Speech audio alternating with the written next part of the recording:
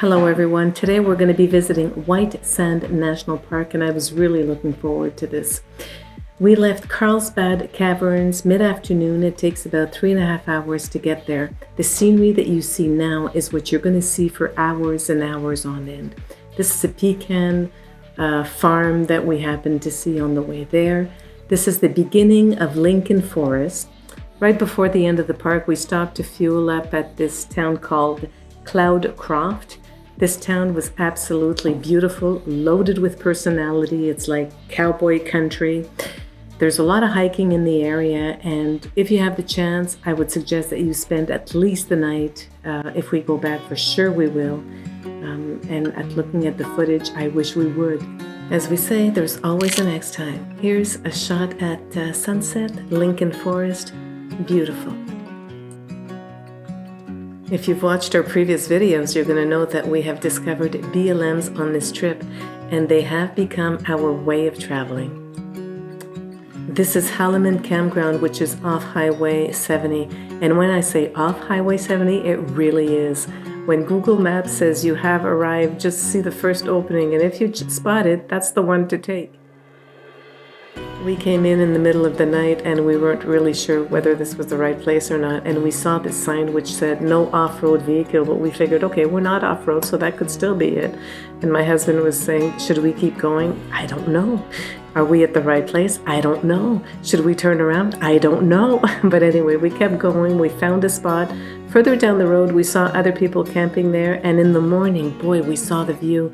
We had a lake in front of us, there was ducks, and this is the scenery. See, no off-road use of vehicles or something. But anyway, this is the right spot.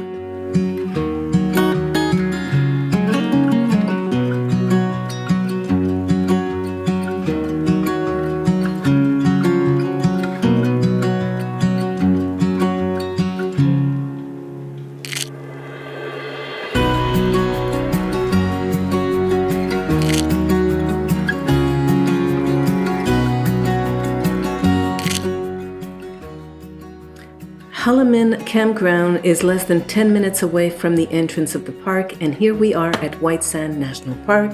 The first trail, Playa Trail, is going to be the first one as you enter the park to your right. And what the sign says, it tries to explain to you that this area or this playa will react to the weather. Sometimes you might find it brown, sometimes it might be white.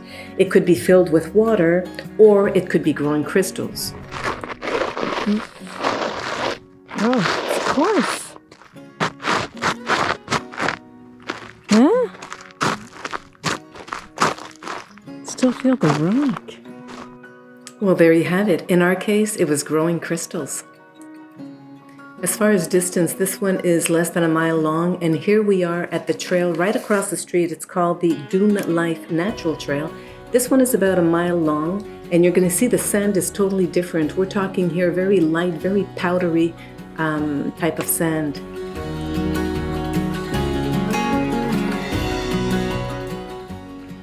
If this is your first time to White Sands, I think this trail is the one that is going to give you this wow factor, because it's the first time that you're going to see this white and massive dunes. I never wear sunglasses in this case.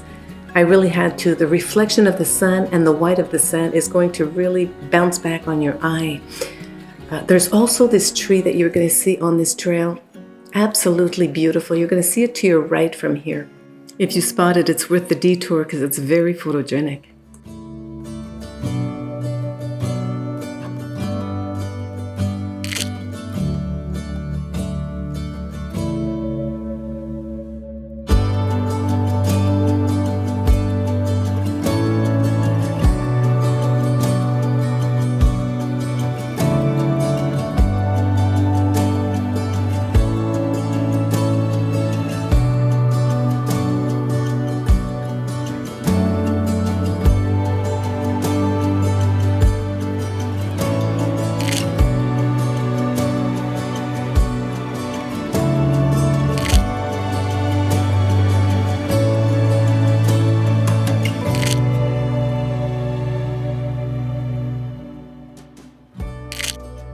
This is the Interdune Boardwalk Trail, which is about half a mile and is fully wheelchair accessible.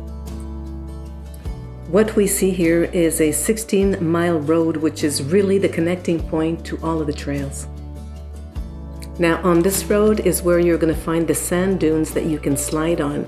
You're going to need a plastic saucer with some wax because contrary to snow, gypsum is not a slippery surface. It's also on this road where you're going to find the amphitheater.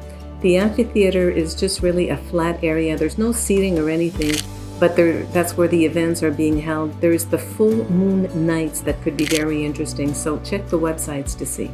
It's also where you're going to find another trail. It's called the Alkali Flat Trail. It's about a 5-mile trail we didn't do, but the comments are very good on it. So if you have the energy and you want to and you have the time, it's another option.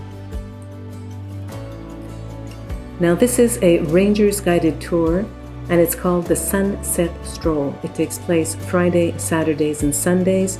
No reservations are required and it's absolutely free. The meeting place is about halfway on the road and it starts about, I'd say, an hour before sunset. It's a really, really great tour and the rangers are going to explain everything about how those dunes were created, how fast do they move, what are they doing to protect them, how are the plants surviving. You're going to get a lot more information.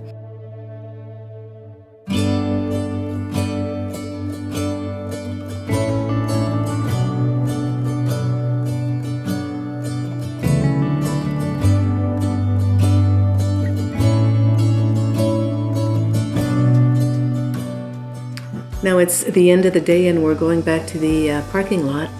Now here's a perfect example of what the ranger was explaining to us. This plant, the way that it will survive is that it reaches for the water basin, which is just below the gypsum floor, and it takes in as much water as it can, and then it spits it in every direction so that the gypsum mixed with the water will form this solid structure around its root. So when the dune will move, the roots will be protected by that structure it just created.